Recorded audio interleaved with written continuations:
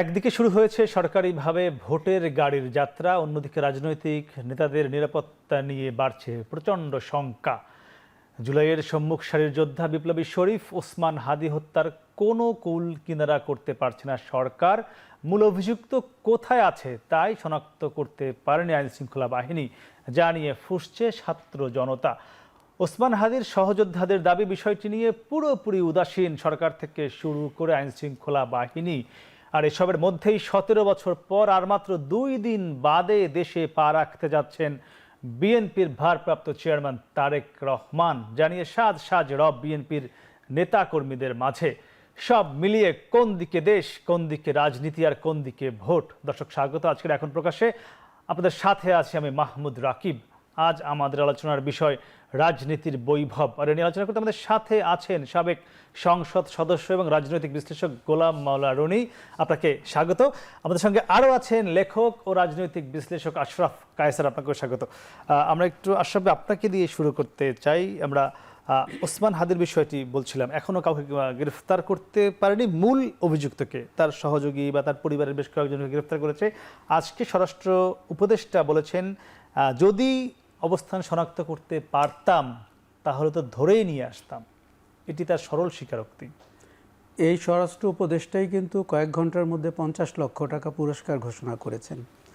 আপনি জানেন, পৃথিবীতে সব ধরনের চেষ্টা ব্যর্থ হওয়ার পরে পুরস্কার ঘোষণা করা হয়, এবং আমাদের স্বরাষ্ট্র উপদেষ্টা কয়েক ঘন্টার মধ্যে ঘোষণা করেছেন। শুরু থেকেই হাদীর হত্যা চেষ্টা এবং পরবর্তীতে যে অভিযুক্ত ব্যক্তিবর্গ, তাদের নিয়ে যা ঘটলো গত 10 দিন কিংবা 15 দিন, আমাদের কাছে অত্যন্ত কাঁচা মনে হয়েছে। মনে হয়েছে যে রাষ্ট্রের চরম ব্যর্থতা, সরকারের ব্যর্থতা। আপনি প্রচুর কথা হচ্ছে, এমনকি বিজিবি পর্যন্ত প্রেস কনফারেন্স করেছে বর্ডার দিয়ে লোক পার হয়েছে কিনা। বাংলাদেশ ভারত সীমান্ত দিয়ে কি ঘটে এটা বিজেপি আমাদের চেয়ে অনেক ভালো জানে। কাজেই আমার মনে হচ্ছে যে হাদীকে যারা হত্যা করেছে তাদের ব্যাপারে, এই যে তারা ভারতে আছে না বাংলাদেশে আছে, তারা কোন পথ দিয়ে গেল, তারা 5 বার গাড়ি বদলালো, পৃথিবীর কোনো সভ্য দেশে একজন হত্যাকারীকে আপনি এইভাবে বর্ণনামূলক গল্পের ভেতর দিয়ে নিয়ে যান না। এটিও আরেকটি নতুন ষড়যন্ত্র বলে আমার ধারণা। আর সরকার এত নির্লিপ্ত হতে পারে, হোম মিনিস্ট্রি এত নির্লিপ্ত হতে পারে, পুলিশের কাজ হচ্ছে তদন্ত করা। দেখুন, পুলিশ চাইলে কি না করতে পারে এটি আমরা জানি।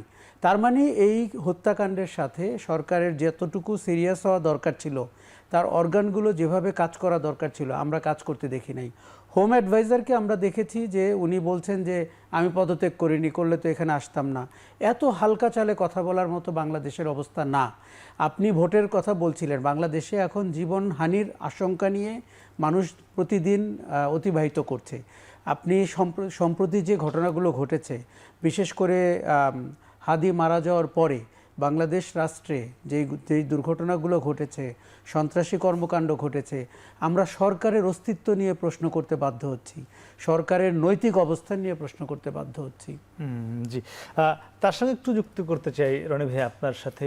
আমরা তো স্বরাষ্ট্র উপদেষ্টা কিংবা সরকারের কথা বলছিলাম, ঠিক তারপরেই আবার আমরা দেখলাম যে ওসমান হাদী মারা যাওয়ার পরে বাংলাদেশের 2টি শীর্ষ গণমাধ্যমে হামলা হলো, 2টি সাংস্কৃতিক, যে আমাদের বলা হয় 2টি খুব প্রতিষ্ঠান, বড় প্রতিষ্ঠান, সেখানে হামলা হলো। সেই হামলাকারীর সঙ্গে যারা জড়িত সেখান থেকে প্রায় 31 থেকে 40 জনকে গ্রেফতার করতে পারলো 24 থেকে 48 ঘন্টার মধ্যেই। কিন্তু হাদী হত্যা হলো, আরও বেশ কয়েকটি ঘটনা হলো আমরা দেখলাম, সেগুলোতে আবার গ্রেফতার করতে পারলো না। মানে একদিকে পারলো, একদিকে পারলো না। এটি কোনো কি রাজনীতির বার্তা আছে এর মধ্যে? না, প্রথমত যে আমাদের দেশের পুলিশ, তাদের কিন্তু অনেক সুনাম আছে। এই কারণে হলো আমাদের দুটো প্রতিষ্ঠান কিন্তু খুব ঐতিহ্যবাহী। একটা হলো যে আমাদের বিজিবি যেটা আছে, যেটা সাবেক বিডিআর। তো এই প্রতিষ্ঠান অত্যন্ত প্রাচীন, একদম ভীষণ রকম প্রাচীন এবং খুব ইফেক্টিভ একটা প্রতিষ্ঠান। আর পুলিশ প্রায় 200 বছরের ঐতিহ্যবাহী একটা প্রতিষ্ঠান। তো ক্রিমিনাল ইনভেস্টিগেশন থেকে শুরু করে আমাদের দেশের অনেক গুরুত্বপূর্ণ বিষয় চমৎকারভাবে সমাধান করার জন্য পুলিশের যে ট্র্যাক রেকর্ড আছে, সেই ব্রিটিশ জমানা থেকে এখন পর্যন্ত এটা গর্ব করার মতো। এখন এই প্রতিষ্ঠানটি যদি রাজনীতির হাতিয়ার না হয় এবং তাদেরকে যদি কাজ করতে দেওয়া হয়, তাহলে প্রায় অনেক ক্ষেত্রে কিন্তু পুলিশ ভালো করেছে। তো এখানে যেটা আমরা দেখলাম যে পুলিশকে যে কাজ করার জন্য একটা নির্দিষ্ট সময় দিতে হয়, কিন্তু সেই সময়ের আগেই তার সামনে একটা মানচিত্র তৈরি করে দেওয়া হয়েছে যে এই হলো মানচিত্র। তারপরে তাদেরকে একটা চিত্রনাট্য তৈরি করে দেওয়া হয়েছে। এখন সমস্যা হলো কি জানেন, আমাদের দেশে রিয়েলিটি কি বড় ব্যাপার নয়, ব্যাপার হলো গল্পে কি লেখা আছে ওটার উপর কিন্তু মানুষের সেন্টিমেন্ট কাজ করে, মানুষ গল্প শুনতে পছন্দ করে। এখন হাদি হত্যাকাণ্ডের সঙ্গে যে রিয়েলিটিটা আছে, বাস্তবতা আছে, এমন স্পর্শকাতর অনেক বিষয় থাকতে পারে। তাদের দলীয় অভ্যন্তরীণ কোন্দল হতে পারে, তার পার্সোনাল জীবনের কোনো ঘটনা হতে পারে, দেশি চক্রান্ত হতে পারে, বিদেশি চক্রান্ত হতে পারে, আর অনেক কিছু, ফাইন্যান্সিয়াল ট্রানজ্যাকশন হতে পারে। মানে একটা হত্যাকাণ্ডের মতো ঘটনা যখন ঘটে তার পিছনে একটা বিরাট কারণ থাকে। আবার কখনো কখনো আবেগতাড়িত বিষয় থাকতে পারে। এই যে দেখুন খুলনাতে এনসিপির এক নেতাকে যে গুলি করা হলো, তো সেখানে দেখা গেল যে সেখানে মাদক এবং নারী সংক্রান্ত বিষয়গুলো বেরিয়ে এসছে। তার জন্য পুলিশকে যদি ওই এনসিপির ঘটনাতে যদি আপনি এরকম একটা গল্প তুলে দিতেন, মানে খুলনাতে যে ঘটনাটা ঘটলো, যে এরকম একটা গল্প, খুনি এই পদ্মা ভারতে চলে গেছে, এই করেছে এবং এই খুনির চেহারা, এই স্কেচ, এই দাড়ি আছে, এটা ইত্যাদি ইত্যাদি, তখন দেখবেন যে এই যে আসল ঘটনাটা পুলিশ যেভাবে খুব দ্রুত সময় উদ্ধার করতে পেরেছে খুলনার ক্ষেত্রে, এটা হতো না। এখন হাদির ক্ষেত্রে যেটা হলো যে সঙ্গে সঙ্গে আমাদের সোশ্যাল মিডিয়াগুলো within very few hours, maybe 1-1.5 ঘন্টা 2 ঘন্টার মধ্যেই সেই খুনিকে ট্র্যাক করে ফেললো। সে কোন জায়গা দিয়ে গিয়েছে, কি করেছে না করেছে, কিভাবে গুলি করেছে, কতটুকু দূর থেকে করেছে, প্রত্যেকটা জিনিস এমনভাবে মানে সোশ্যাল মাধ্যমে দেওয়া হলো। এটা পুলিশের জন্য, এবং এটা এতটা পপুলার হলো এবং লোকজন এর সঙ্গে এইভাবে জড়িত হলো যে পুলিশের জন্য এটা একটা বার্ডেন হয়ে গেল। এখন সে ওই যে গল্পটা, সেই গল্পটাকে সে মঞ্চস্থ করতে পারছে না, বিকজ যাকে নায়ক হিসেবে বা খলনায়ক হিসেবে এখানে উপস্থাপন করা হয়েছে। এখন জনগণের ডিমান্ড কি, যে ওকেই তো ধরতে হবে, সেই ফাইসালকে ধরতে হবে। এখন দেখা গেল যে ফাইসাল যাকে দেওয়া হলো সে হয়তো আসলে অনেক দিন থেকে ভারত আছে বা আসলেই পালিয়ে গেছে, অথবা দেখা গেল এই নামে মানে নায়ক তাকে উপস্থাপন করার জন্য তাকে অনেক আগেই নিরাপদ দূরত্বে পাঠিয়ে দেওয়া হয়েছে। তো সব মিলিয়ে এখানে ড্রামা, সংলাপ, স্কেচ, মানচিত্র, এরকম একটা জটিল পরিস্থিতি তৈরি করে দেওয়া হয়েছে। এবং আমাদের অতীতে দেখেন কিন্তু যাকে দেওয়া হয়েছে সে তো ওসমান হাদির পাশে ছিল, তার অফিসের ছবি দেখা গিয়েছে, ওসমান হাদির এরপর থেকে শেয়ার নাই। না, ওসমান হাদির পরে তো আপনিও থাকতে পারতেন ওখানে, যদি আপনি থাকতে পারতেন এবং হঠাৎ করে দেখা গেল এরকমভাবে আপনার ছবি যদি ওখানে দিয়ে দেওয়া হতো বা আমার বাসাফের ছবি যদি এখানে দিয়ে দেওয়া হতো, আমি কি এখানে এই যে মানে অবস্থা, আমরা তো থাকতে পারতাম না, আমাদের পালাতে হতো। মূল ব্যাপারটা হলো এই যে আমাদের সামাজিক মাধ্যমে আমরা যে কাজগুলো করছি, সামাজিক মাধ্যমে যেগুলো এসছে সেগুলো তো পুলিশের সোর্স দিয়ে এসছে। সিসি ক্যামেরার যে ছবি এসছে মিডিয়াতে, সোশ্যাল মিডিয়াতে, আপনি যে গল্পগুলো বলছেন সেটা কি এটার সঙ্গে যায় কিনা? না, আমি তো গল্প বলছি না। আমি আসলে কি মনে হয় রনিদের যে অনেকগুলো বিষয় বললো, এখানে যে বিষয়গুলো কোনো গল্প একটা জিনিস হচ্ছে যে আমরা কি চাই, মানে খুনি অথবা হত্যা চেষ্টাকারী যেই হোক, সে যদি ঘনিষ্ঠ বন্ধুও হয়, তার রাজনীতির লোকও হয়, বিরোধী মতের লোকও হয়, আপনি সাংঘাতিক অবজেক্টিভ ড্রিভেন হবেন, আপনি তদন্ত করবেন, অনুসন্ধান করবেন, এবং আমরা মুখিয়ে থাকব যে তার পরিচয়টি সামনে আসুক। একদমই। এই হাদি হত্যাকাণ্ডে কিন্তু এই ব্যাপারটি পেশাদারিত্বের সাথে ঘটেনি। এবং আমি মানে সোশ্যাল মিডিয়াতে অনেকে অনেক কিছু বলতে পারেন, কিন্তু যার দায়িত্ব পুলিশের তদন্ত করা, গ্রেফতার করা, আততায়ীকে ধরা, তাদেরকে আমরা সামনের সারিতে দেখতে পাচ্ছি না। তাদেরকে দেখতে পাচ্ছি যে সচিবালয়ে বসে প্রেস কনফারেন্স করছেন, আর সামনের সারিতে দেখতে পাচ্ছি যারা সামাজিক যোগাযোগ মাধ্যমকে উত্তেজিত করেন, যাদের ডিজিএফআই কানেকশন আছে, গোয়েন্দা সংস্থার কানেকশন আছে, এরকম একটা রাষ্ট্র কত। এখানে ডিজিএফআই এর কথা বলছিলেন, মানে তারা বা কেন তথ্যগুলো দিচ্ছে কাউকে না কাউকে? শোনেন, আমাদের শাসনতন্ত্রে ডিজিএফআই এর একটা সিগনিফিক্যান্ট রোল হয়ে গেছে। সেটা রাজনৈতিক সরকারের সময়ে, সামরিক সরকারের সময়ে, এমনকি অন্তর্বর্তীকালীন সরকারের সময়। এখন আমরা কোনোভাবেই এই প্রভাব মুক্ত হতে পারছি না। কারো কারো যখন অ্যাক্সেস থাকে, আমরা প্রায় বলি এটা কি ডিজিএফআই এর খেলা কিনা। আপনি খেয়াল করে দেখেন, রাজনীতির মাঠেও দলবদল, দল সোশ্যাল মিডিয়া বলছে অভিযুক্ত তাদের হাতে আছে কিনা, তাদের হাতে আছে কিনা, নানান সংখ্যা শোনা যায়। এটা কখন বেশি হয়? যখন সরকারটি দুর্বল হয়, যখন সরকার খেই হারিয়ে ফেলে, যখন সরকারের সক্ষমতা থাকে না। দেখুন, একটা অনির্বাচিত সরকারের সময়ে অনেক ধরনের মহল তৎপর হতে পারে, অনেকেরই অনেক ধরনের অবজেক্টিভ আছে। সরকারকে তো শক্ত হাতে জনগণের নিরাপত্তা দিতে হবে, এখানে কোনো রকমের আপোষ করার সুযোগ নাই। আমরা সরকারটিকে দেখতে পাচ্ছি সবচেয়ে নির্লিপ্ত, সবচেয়ে অদৃশ্যমান। এবং সে কারণে এসব গল্প ডালপালা ছড়াচ্ছে বাকি হয়তো। তা স্বাভাবিকভাবে আপনার কাছে গল্প ছড়াবে এবং আপনি এমন সব গল্পে মোহিত হতে শুরু করবেন যার সাথে হয়তো বাস্তবের সম্পর্ক কম। একদমই একদমই। আর একটু আপনার কাছে যেতে চাই, এই যে যখন অবস্থা নিরাপত্তার, আপনি জানেন যে এই নানান সংখ্যা চলছে, তখন সরকার নিজ উদ্যোগেও আবার কেউ কেউ আবেদন করেছেও গানম্যানের জন্য, এবং আমি যতদূর জানি সর্বশেষ 20 জনকে গানম্যান দেওয়া হয়েছে। বিভিন্ন রাজনৈতিক নেতা রয়েছে এবং কেউ কেউ জুলাই যারা সামনে সারিতে ছিলেন তারাও রয়েছে। এর মধ্যে আবার 2 জন কিছুক্ষণ আগেই আমি যখন টকশো শুরু করছি, তারা সেই গানম্যান প্রত্যাখ্যান করেছেন।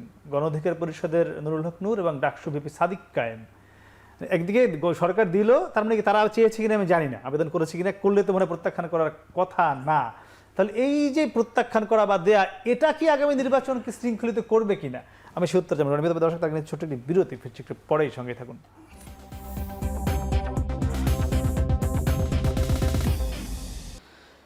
ফিরলাম বিরতির পরে, কথা বলছিলাম রাজনৈতিক বৈভব নিয়ে। আমরা ছিলাম গোলাম মাওলা রনি। আপনার কাছে জানতে চাচ্ছিলাম যে সরকার 20 জন মতো রাজনীতিবিদদেরকে গানম্যান দিয়েছে। এর মধ্যে আবার ঢাকা বিশ্ববিদ্যালয়ের ভিপি সাদিক কায়েম এবং গণ অধিকার পরিষদের সভাপতি নুরুল হক নূর, তারা গানম্যান প্রত্যাখ্যান করেছেন। আমার প্রশ্ন হলো যে এই গানম্যান দিয়ে যে এখন যে একটি নিরাপত্তাহীনতা দেখা দিয়েছে, এই নিরাপত্তা বজায় রাখা সম্ভব কিনা ভোটের মাঠে? না, এটা সম্ভব না। এটা আরও বরং বুমেরাং হয়ে পড়বে।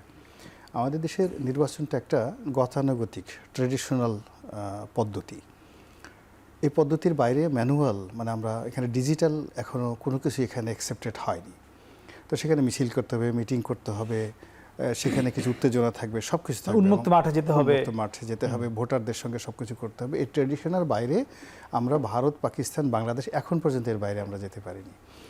তো সেইখানে ট্রেডিশন হলো যে নির্বাচনের আগে অস্ত্র উদ্ধার হবে, যাদের বৈধ অস্ত্র আছে জমা দিতে হবে। তো এখন এখানে যদি 300, এক একটা দলে 300 প্রার্থী, সব মিলিয়ে আনুমানিক ধরেন 3000 প্রার্থী হয়। 3000 প্রার্থীর মধ্যে ধরুন যদি 1500 জনের বৈধ অস্ত্র থাকে, আর গানম্যান যদি পায় এরকম 50-60 জন, 100 জন, তাহলে আপনারও গানম্যান আছে, আপনারও অস্ত্র আছে, আমারও অস্ত্র আছে। তো সেখানে কি ধরনের একটা দুর্ঘটনা, কেন ওখানে এতটা উত্তেজনা তৈরি হয় যে সেই উত্তেজনার মধ্যে যে কোনো সময় যে কোনো দুর্ঘটনা ঘটে যেতে পারে। তো কাজেই এই এখন যারা আসছে, তারা এই যে ট্রেডিশনাল রাজনীতির যে মাঠের চিত্র, আমার কাছে মনে হচ্ছে এরা কেউ এই ব্যাপারে সজাগ নয়, তাদের প্র্যাকটিক্যাল এক্সপেরিয়েন্স রাজনীতিবিদরা নাকি যারা না, এখন মানে যারা এই মুহূর্তে সিদ্ধান্তগুলো নিচ্ছেন, মানে তাদের মাঠের রাজনীতি, মাঠের পরিবেশ, হ্যাঁ, অন্তর্বর্তী সরকারের টপ টুলো, এবং তারা জীবনে অনেক কাজ করেছেন, কিন্তু দুর্ভাগ্যজনক হলেও সত্যি তারা সম্ভবত রাজনীতি করেননি। আর ভোট দিয়েছেন কিনা আমি বলতে পারবো না। আর কোনোদিন ভোটের মাঠে গিয়ে কর্মী হিসেবে যে নির্বাচন মোকাবেলা করার যে একটা অভিজ্ঞতা, যেমন একটা ইউনিয়ন নির্বাচন করা, উপজেলা নির্বাচন করা, তো বা এমপি নির্বাচন করা, বা এমপির কাছাকাছি থাকার পরে তার যে অভিজ্ঞতাটা হয়, তখন সে সিদ্ধান্ত নিতে পারে। তো যখন একটা পলিটিক্যাল গভর্নমেন্ট থাকে, তার যে উইংসগুলো থাকে, সেটা যেভাবে অ্যাক্ট অ্যান্ড রিয়াক্ট করে, এখন তো আসলে পুরো মানে দেশের এই যে যা কিছু চলছে, তাদের সব কিছু আছে, জ্ঞান আছে, বিজ্ঞান আছে, বুদ্ধি আছে, কিন্তু পলিটিক্সটা, বাস্তব অভিজ্ঞতা পলিটিক্স নাই। জি, আশরাফ ভাই, এই যে বলছিলাম, এই যখন নিরাপত্তার অবস্থা, দেশে সার্বিক শৃঙ্খলার একটি চরম বাজে অবস্থায় চলছে, এর মধ্যে তারেক রহমান ফিরছেন আগামী বৃহস্পতিবার দুপুর 12টা নাগাদ, মানে সেই শৃঙ্খলাটা বা সেই নিরাপত্তাটা কতটুকু দেখতে পাচ্ছেন? দেখুন, তারেক রহমানের আরও অনেক আগে ফেরা উচিত ছিল, এবং আমি বলবো 5ই আগস্টের পরপরই ফেরা উচিত ছিল। একজন রাজনীতিবিদ ওই দেশের নিরাপত্তা পরিস্থিতি, রাজনীতি, অর্থনীতির অংশ হয়ে উনি যখন কাজ করেন, তার গ্রহণযোগ্যতা অনেক বেশি হয়। তার চেয়ে বেশি যখন হিসাব নিকাশ বেশি করেন, তখন কিন্তু মানুষ একটু পিছপা হয়ে যায়।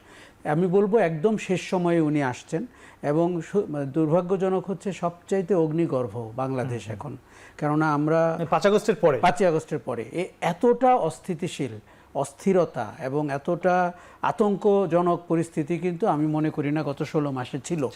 এখন ওনার প্রত্যাবর্তন জরুরি, দলের জন্য, দেশের জন্য, নির্বাচনের জন্য, এবং আমি বলবো যে একটা গণতান্ত্রিক রূপান্তরের জন্য। কেননা আমরা কি দেখতে পাচ্ছি? আমরা দেখতে পাচ্ছি যে একটা দক্ষিণপন্থী রাজনীতি বাংলাদেশকে গ্রাস করে ফেলেছে, এবং সেটির নাম কি, কোন দল, এটি আমি যাচ্ছি না, কিন্তু আপনি পুরো চিত্রটি দেখতে পাচ্ছেন। তারা প্রশাসনে রয়েছে, তারা সরকারের অংশ, তারা মাঠ নিয়ন্ত্রণ করছে, তারা আগুন দিচ্ছে, তারা গার্মেন্টস কর্মীকে পুড়িয়ে মারছে, হিন্দু ধর্মাবলম্বী, এবং এমনকি বিএনপির এক নেতার বাসায় আগুন গেছে, যেখানে শিশু পুড়ে মারা গেছে। এই রকম নৈরাজ্যের ভেতরে উনি ফিরছেন। আমার মনে হয় যে তার অনেকটাই দক্ষতা যোগ্যতা তৈরি হয়েছে, 17 বছর বিদেশে ছিলেন, তার দল তাকে সবচেয়ে বেশি রিকোয়ার করে। কেননা এই মুহূর্তে বাংলাদেশে স্থিতির জন্য বিএনপির মতো একটি মধ্যপন্থী উদার গণতান্ত্রিক রাজনৈতিক দলের বিকাশ হওয়া জরুরি। নাহলে আমরা যাদের হাতে পড়তে যাচ্ছি বা যারা অনেকটাই বাংলাদেশ দখল করে নিয়েছেন এবং যারা বলছেন, বিএনপির চেয়েও কি অন্যকে এগিয়েছে এই মুহূর্তে বাংলাদেশে? আমি বলবো মাঠে কিন্তু রাজনীতি করছে বিএনপির বাইরের শক্তি। বিএনপি বরঞ্চ তার দল গোছানোর কাজে ব্যস্ত। বিএনপির চিরায়ত যে সমস্যাগুলো আছে, যে তাদের রাজনীতিতে দখলদারিত্ব আছে, চাঁদাবাজি আছে, সেই অভিযোগ থেকে কিন্তু বিএনপি গত 15 মাসে বিচ্যুত হতে পারেনি। কিন্তু জামাতে ইসলামীকে আমরা দেখছি, আপনি যদি ক্যাম্পাসগুলোতে দেখেন যেভাবে ভোটের প্যাটার্ন চেঞ্জ হয়েছে, আমরা সারা দেশে যেভাবে বেহেশতের টিকিট বিক্রি করতে দেখছি, ধর্মের কথা বলতে দেখছি, আবার অনেক সময় মিষ্টি মধুর কথা বলতে শুনছি, সব কিছু মিলিয়ে আমার মনে হচ্ছে যে ভোটের আগে এটা একটা উইন্ডো ড্রেসিং, একটা দক্ষিণপন্থী অংশ যারা বাংলাদেশকে অন্ধকারে নিতে চায়, যারা ছায়ানট ভাঙচুর করে পুড়িয়ে দিতে চায়, উদিচি পুড়িয়ে দিতে চায়, এরা আমাদের সংস্কৃতির মূলে আঘাত করতে চায়। এখানে ধর্মের কোনো, সত্যিকার ধর্মের কোনো রোল নাই, এখানে ধর্ম অপব্যবহৃত হচ্ছে। রনি ভাই, যেটি বলছিল আশরাফ ভাই যে তারেক রহমান ফিরতে দেরি করেছেন, এরপরে একটি দক্ষিণপন্থী দলের উত্থান হয়েছে, সুযোগ পেয়েছে, মানে আপনার কি মনে হয় তিনি তো ফিরছেন, শেষ পর্যন্ত ফিরছেন, মানে এই যে দেরিটা কেন নিলেন, মানে কোনো কি যুক্তি পেয়েছেন? আমি আসলে কোনো চিন্তা করিনি, আমি তার সাথে একমত। আমার কাছে যেটা মনে হলো যে উনি যদি আগস্ট মাসের 6 তারিখে চলে আসতেন বা খুবই ভালো হতো নিশ্চয়ই। সবচেয়ে একটা যদি চার্টার প্লেন করে উনি 5 তারিখে আসতেন, তাহলে এই সরকার গঠন থেকে শুরু করে সব ক্ষেত্রে বিএনপির যে একটা সুবিধাজনক অবস্থানে থাকতো, তাতে আমার কাছে মনে হচ্ছে 2024 সনের ডিসেম্বর মাসে কিন্তু নির্বাচনটা হয়ে যেত এবং বিএনপির কথা মতে সব কিছু হতো এবং অন্যান্য যে দক্ষিণপন্থা যে গ্রুপগুলো যে উত্থান হয়েছে গত 14-15 মাসে, এটা হতো না। তো কাজেই ওই সময়টাতে তিনি কেন আসেননি, কী কারণে আসেননি, এটা তিনি ভালো বলতে পারবেন, আমি জানি না। আর এখন যেটা হলো যে যেহেতু অনেক দেরি হয়ে গেছে, দেরি হওয়ার কারণে তার দলের ভিতরে বাইরে, তারপরে রাজনৈতিক অঙ্গনে, সরকারে, প্রশাসনে অনেকগুলো সমস্যা তৈরি হয়েছে, যে সমস্যাগুলো তারেক রহমান সাহেবের জন্য এই মুহূর্তে মোকাবেলা করাটা নিঃসন্দেহে ঝুঁকিপূর্ণ। তো সেই ঝুঁকি নেওয়া সত্ত্বেও তিনি, ঝুঁকি থাকা সত্ত্বেও তিনি আসছেন। তো এটা ভালো। গণতন্ত্রের জন্য আলটিমেটলি একটা নেতার যদি সাহস না থাকে, ঝুঁকি নেওয়ার ক্ষমতা না থাকে, তাহলে তো কেউ তাকে নেতা মানবে না। কিন্তু কিছু কিছু বিষয় আমার কাছে মনে হচ্ছে যে এখন দেশের যে অবস্থা, এই ঝুঁকিটা নিয়েছেনই, মানে কেন আগে নয়? আশরাফ ভাই যদি বলেছেন, না ওটা কেন 1 বছর আগে নিতে পারলেন না? না, ওটা হয়তো তাদের অভ্যন্তরীণ ব্যাপার, আমি জানি না। যে বিষয়টা হলো, মানে এখানে যেহেতু আমি এখনো বিএনপি থেকে পদত্যাগ করিনি, বিএনপি একটু মানে বলতে ভয় পাচ্ছেন? না না, আমার বলা উচিত হবে না, বলতে ভয় পাবো কেন? মানে একটা হলো যে কিছু কিছু বিষয় আছে যেগুলো আসলে পাবলিকলি বলা উচিত নয়। এটা 1-to-1 তার সঙ্গে আমার যখন কথা হয় তখন আমি এক ধরনের কথাবার্তা বলি।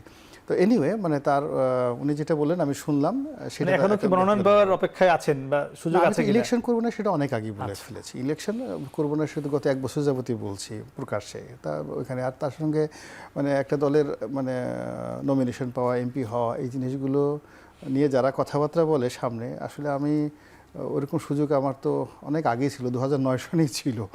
তো যার জন্য ওইটা আমার ক্ষেত্রে প্রযোজ্য না। তা আমি যেটা বলতেছি যে এখন আমি যেটা বিএনপির যে সিদ্ধান্তের সঙ্গে আমি নোট অফ ডিসেন্ট দিচ্ছি, সেটা হলো যে ওনার এই আগমন উপলক্ষে যে গ্যাদারিংটা হচ্ছে, এটা না হলে ভালো হতো। এটা না হলে ভালো হতো এর কারণ হলো যে এখন যে পরিবেশ পরিস্থিতি, যেখানে বিএনপির যারা নেতৃবৃন্দ রয়েছেন তারা শহীদ প্রেসিডেন্ট জিয়াউর রহমানের মাজারে যান শ্রদ্ধা সমর্পণের জন্য বা শ্রদ্ধা নিবেদনের জন্য। তো সেই শ্রদ্ধা নিবেদনের যে অনুষ্ঠানে সেখানে ধাক্কাধাক্কি হচ্ছে এবং সেখানে রাজনৈতিক শৃঙ্খলা তারা বজায় রাখতে পারছে না। ছোট্ট একটা জায়গাতে, ধরুন পল্টন ময়দানে সামনে একটা ছোট্ট অনুষ্ঠান হচ্ছে, যেখানে সামনে 5-6 হাজার লোক থাকে।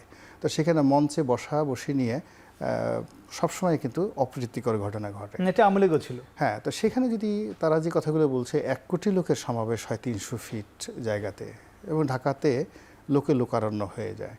তো এটা আসলে এই রাষ্ট্রের পক্ষে, এই সরকারের পক্ষে এই মুহূর্তে ইটস এ হিউজ বার্ডেন, যেখানে এটা শৃঙ্খলা দেওয়ার কোনো সাধ্য সরকারের নাই। এটা মানে আপনি ডেইলি স্টারের ব্যাপারে এক পুলিশ কর্মকর্তার বক্তব্য শুনলাম। তো তারা মোরালি কতটা দুর্বল, সে বলে যে আমাদের উপর পাল্টা আক্রমণ হতে পারে। এক পুলিশ কর্মকর্তা বললেন যে আমাদের উপর পাল্টা আক্রমণ হতে পারে, এই জন্য আমরা স্পটে দাঁড়িয়েছিলাম, এই জন্য আমরা অ্যাকশনে যেতে পারিনি। তো এই অবস্থাতে যদি ওখানে কারা মব করেছে, আমার কাছে মনে হচ্ছে না যে 200-300 লোকের বেশি ডেইলি স্টারে গেছে। ইভেন যদি ডেইলি স্টারে এবং যাকে বলা হয় আমরা যদি পলিটিক্যাল লোক হতাম ওখানে, ডেইলি স্টার এবং প্রথম আলোতে যে কজন দারোয়ান পিয়ন সব লোক আছে, তারা যদি একটা হকি স্টিক নিয়ে সামনে খালি দাঁড়াতো, সামনে ওই যে কজন লোক ওখানে ভাঙচুর করছে, দেখবেন যে আব্বা আব্বা করে চিৎকার করছে, দৌড়ে এসে মানে শাহবাগ এসে পানি খেয়ে হতে পারতো। রনি ভাই একটু যাবো আশরাফ ভাই, যেটি রনি ভাই বলছে পুলিশের উদ্ধৃতি দিচ্ছিল, ওই পুলিশ কর্মকর্তা এমনটি বলছিলেন যে যদি আমরা এটি থামাতে যেতাম তাহলে আমাদের গুলি করতে হতো, গুলি করলে এখানে লাশ পড়তো, তা আমরা সেটি করতে চাইনি, এই জন্য নিরাপত্তাটা ওখানে হয়নি। সেই মুহূর্তে রনি ভাইয়ের প্রশ্ন হলো যে বিএনপি একটি বিশাল আয়োজন করছে, আমরাও দেখছি পুরো দেশ থেকে মানুষ আসবে, বিশেষ ট্রেনের ব্যবস্থা করা হয়েছে, নিশ্চিতভাবেই শত না হাজার হাজার বাস রিজার্ভ করে ঢাকা শহরে মানুষ আসবে। এই মুহূর্তে তারেক রহমান সেখানে আসবেন এবং গণসংবর্ধনা দেওয়া হবে, যেখানে আপনি বলছিলেন যে রাষ্ট্র 5 আগস্টের পরে এই মুহূর্তে সবচেয়ে অগ্নিগর্ভ, কতটা এটি তারেক রহমানের নিরাপত্তায় নিশ্চিত বা বিঘ্ন হবে, আমি সে উত্তর জানবো। দর্শক, তার আগে ছাপড়া ছোট্ট একটি বিরতি, ফিরছি একটু পরে, সঙ্গে থাকুন।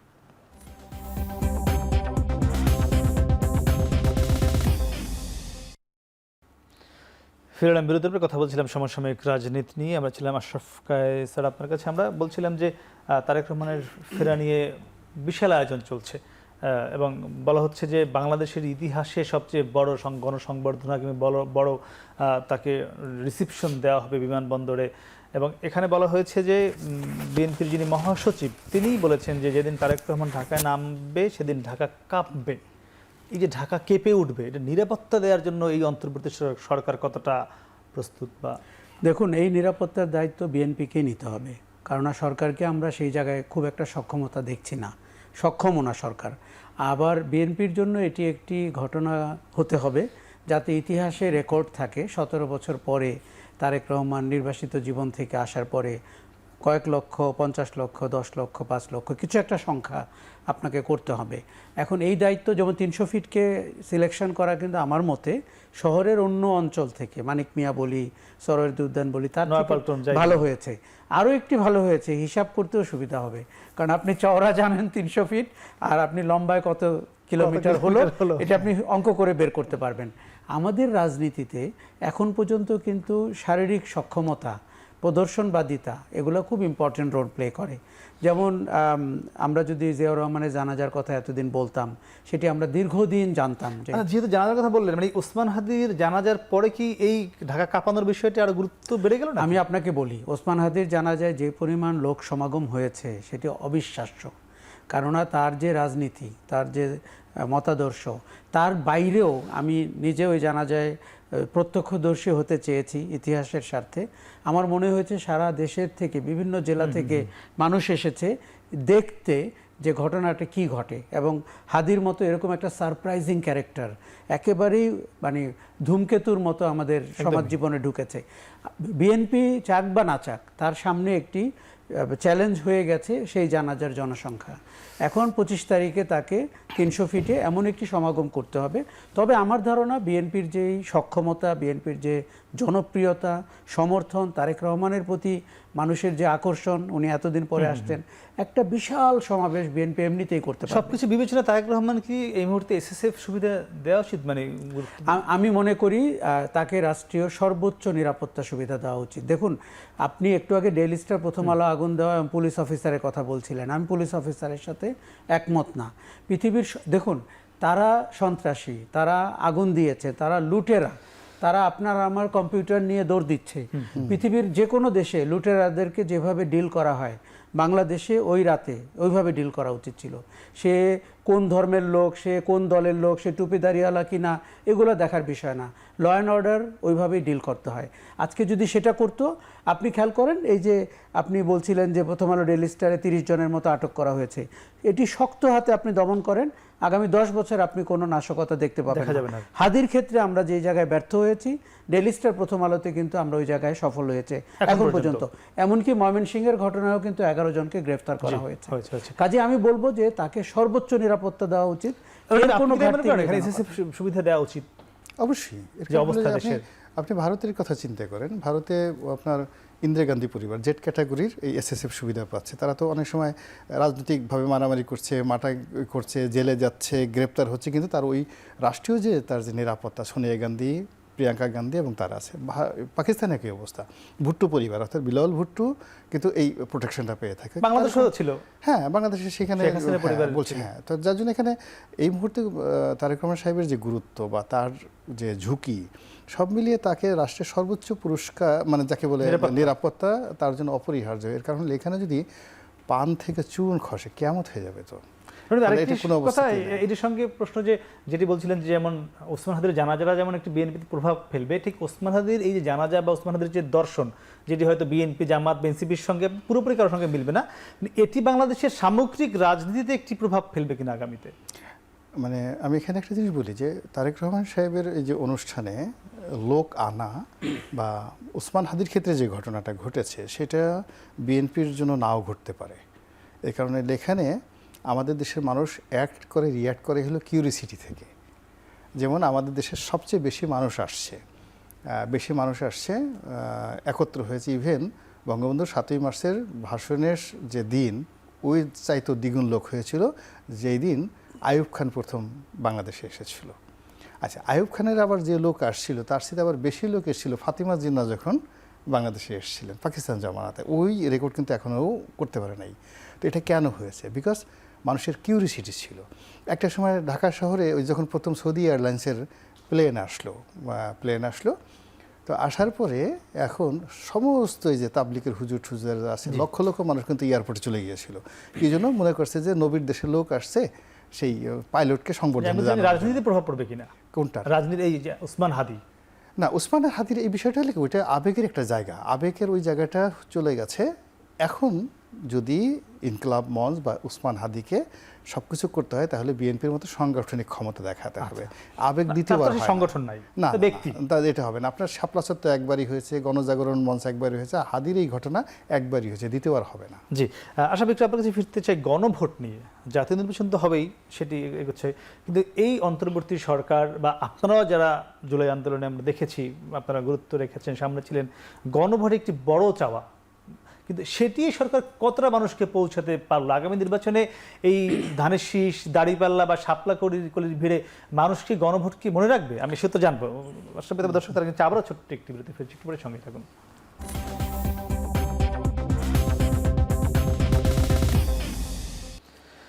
ফিরলাম বিরতির কথা বলছিলাম রাজনীতির বৈভব নিয়ে। আমরা ছিলাম আশরাফ কায়েসার আপনার কাছে। নির্বাচনের তারিখ তো ঘোষণা হয়েছে, সেখানে জাতীয় নির্বাচন হবে, গণভোটও হবে। আমার জিজ্ঞাসা, আজকে যে ভোটের গাড়ি ছেড়েছে এই সরকার, আপনি জানেন যে আনুষ্ঠানিকভাবে, সেখানেও গণভোটের পক্ষে হ্যাঁ ভোট চেয়েছেন প্রধান উপদেষ্টা, তিনি, আপনি নিশ্চয়ই দেখেছেন। আমার প্রশ্ন, গণভোট কতটা প্রভাব ফেলবে এই ধানের শীষ, দাড়িপাল্লা বা শাপলাকলির পাশাপাশি? আমি খুব সন্দিহান, কেননা আমরা যে টালমাটাল রাজনৈতিক সময় পার করছি, এই যে আমি বললাম দক্ষিণপন্থীরা একটা নতুন রাজনীতির আতঙ্ক ছড়িয়ে ফেলেছে বাজারে, আবার ধানের শীষ, দাড়িপাল্লার মতো মার্কা রয়েছে। আপনি এই ডামাডোলের ভেতরে গণভোটের পক্ষে বা আপনি কি প্রচারণা দেখতে পাচ্ছেন? দেখুন, 20টা গাড়ি বা 10টা গাড়ি নামালে বাংলাদেশের মতো দেশে যে খুব বেশি প্রচারণা সহযোগিতা হয় তা না। এটি যত এফেক্টিভলি আপনি বাজারজাত করতে পারতেন, মানুষের ভেতরে ঢোকাতে পারতেন, অথবা মানুষ যদি এটাকে ওন করতো যে আমি জুলাই চেতনা বাস্তবায়নের জন্য গণভোটে হ্যাঁ ভোট দিব, তাহলে কিন্তু জিনিসটা অন্যরকম হতো। এখন আমরা রাজনৈতিক দলগুলো কি করবে? বিএনপি, জামাত, এনসিপি? আমি রাজনৈতিক দলগুলোকেও করতে দেখছি না। এনসিপি ছাড়া কেউ তো আর ওই বিষয়ে কথাই বলছে না। এখন তাদের মার্কা, তাদের ক্যান্ডিডেট, তাদের ক্ষমতায় যাওয়া না যাওয়া এবং তাদের যে রাজনীতি, সেটিকে প্রতিষ্ঠা করতে পারাটা তাদের জীবনের বড় চ্যালেঞ্জ হয়ে গেছে। নির্বাচন হবে কি হবে না এই অনিশ্চয়তা থেকে আমরা যখন এক পা আগাই, তখন আবার বাজারের পরিস্থিতি বলে দেয় এক পা পেছানোর সুযোগ তৈরি হলো কিনা। গত এক সপ্তাহে যা ঘটেছে, এরপরে নির্বাচন নিয়ে কথা বলার সুযোগও কিন্তু খুব কম, কেননা আপনি যেভাবে জনমনে আতঙ্ক ছড়িয়েছেন। দেখুন, শুধু যে প্রার্থীদেরকে আপনি গানম্যান দিচ্ছেন, জনগণ যদি ভোট কেন্দ্রে না যায়, তাকে আপনি ভোট কেন্দ্রে কিভাবে নিয়ে, তাদের গানম্যান কে দিবে? এত 16 করে গানম্যান দেওয়া সম্ভব না। একটু যেটি বলছিল, নির্বাচন গত এক সপ্তাহ যা হচ্ছে, নির্বাচনে আলোচনা করার জায়গা কমে এসছে, আসলে কি তাই? নির্বাচনের তফসিল হয়ে গেছে, তফসিল আরও 4-5 বার হলো, মানে ডে বাই ডে, মানে ডক্টর মোহাম্মদ ইউনূস যেদিন ক্ষমতায় এসেছিলেন সেই দিন থেকে আজকে ওনাকে নিয়ে যে আকাঙ্ক্ষা, ওনার যে ইফেক্টিভিটি বা উনি এই কাজটা সুন্দরভাবে করতে পারবেন, জনমনের এই বিশ্বাসটা জ্যামিতিক হারে শুধুমাত্র নিম্নগামী হয়েছে। আর ওসমান হাদির এই হত্যাকাণ্ড থেকে শুরু করে আরও পরবর্তীতে যে সকল মপটপ হয়েছে, ফলে আইন শৃঙ্খলা, জনগণের নিরাপত্তা, ভোটারদের নিরাপত্তা, প্রার্থীদের নিরাপত্তা, এটা একটা বিরাট সমস্যা। তো কাজেই সেক্ষেত্রে নির্বাচন নিয়ে টিল নাও যারা প্রার্থী আছেন, এমনকি স্বয়ং তারেক রহমান সাহেব বা জামাতের আমির শফিকুর রহমান সাহেব, তাদের মধ্যে দ্বিধাদ্বন্দ্ব আছে। তো সেক্ষেত্রে একই দিনে নির্বাচনের পরে আবার প্রার্থীর ভোট, গণভোট, এটা ঝামেলা হয়ে যাবে। আর তৃতীয় সবচেয়ে যেটা শেষ কথা, সেটা হলো যেহেতু ডক্টর মোহাম্মদ ইউনূস এই মুহূর্তে জনপ্রিয় ব্যক্তি নন, উনি যেহেতু হা ভোট দিতে বলছেন, ফলে না ভোট বেশি পড়বে আর কি। আমরা নিশ্চয়ই প্রত্যাশা করবো ডক্টর ইউনূস যে যা বলেছেন, কিংবা বিএনপি, জামাত, এনসিপি যা চায়, সবার সম্মিলিতভাবে একটি সুন্দর ভোট হোক এবং যে তফসিল হয়েছে সেই অনুযায়ী হোক নিশ্চয়ই। আর রনি ভাই এবং আশরাফ, আপনাদের দুজনকে অসংখ্য ধন্যবাদ। দর্শক, কথা বলছেন দুজনের সঙ্গে, তার মধ্যে একটি বিষয়ে এসে একমত হয়েছেন। যাই হোক, আগামী নির্বাচনটি সঠিক সময়ে হয়ে বাংলাদেশ যাতে সঠিক পথে এগিয়ে যায়, আমরাও সেই প্রত্যাশা আজকের মতো শেষ করছি। শুভরাত্রি।